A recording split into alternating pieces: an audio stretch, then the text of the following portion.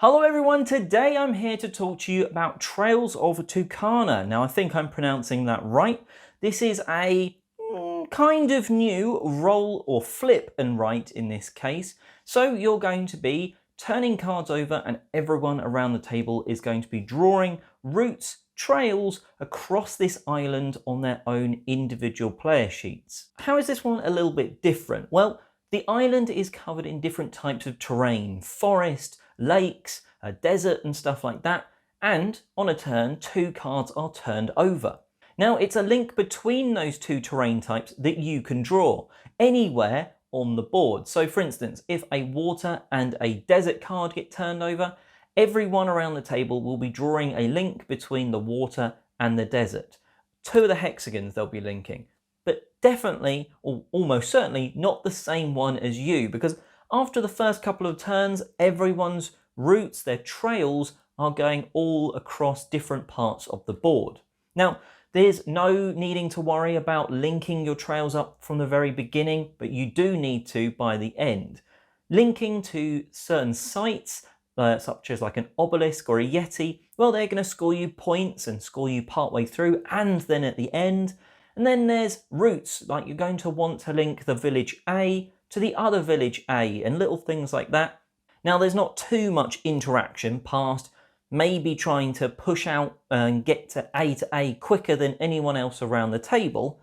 So it's a fairly head down experience, but it's a really enjoyable one. It's got vivid colours and there's some interesting choices because not every terrain type is equally in the deck. So when a water card for instance comes out, everyone is interested because there's only 4 of them and then 2 wilds in the deck.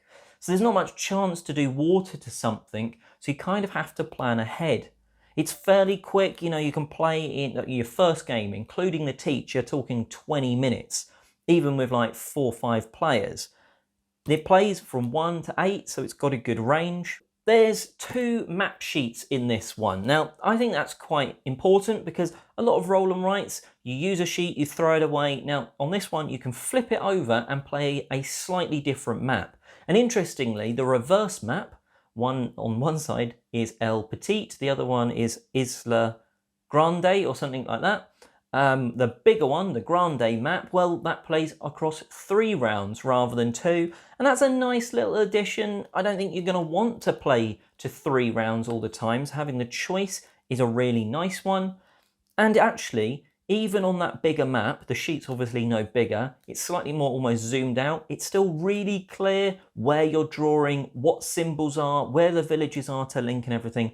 So the game's done really well with the iconography, although I would say what's supposed to be a yeti in this looks a bit like an angry cat, and I have seen that sort of pointed out online. It's a bit of an odd one, but the other ones like obelisks and different things like that, there's like a dragon and stuff, they kind of look like what you'd expect them to, but the yeti just looks a bit weird.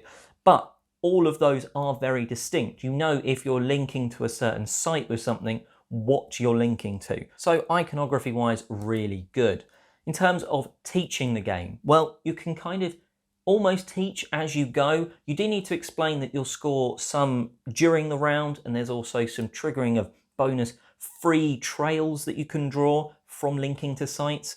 But apart from that, it's very much you turn 2 cards over and say, okay, these are the cards, you would be drawing a link, a trail between these 2 terrain types. So you could go, all right, draw a tree to a mountain route and then flip the next 2 over and so on and so on. So you could, almost start playing and teaching at the same time, which I think is really good.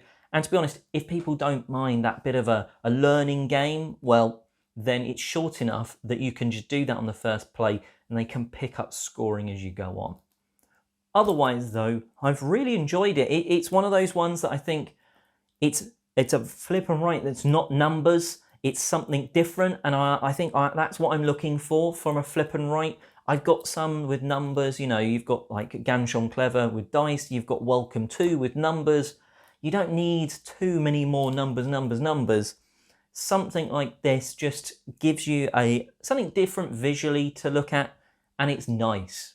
And that is Trails of Tucana. It's a fun, enjoyable little filler, And, you know, it's got a vibrant colour to it, so it does attract a bit of attention.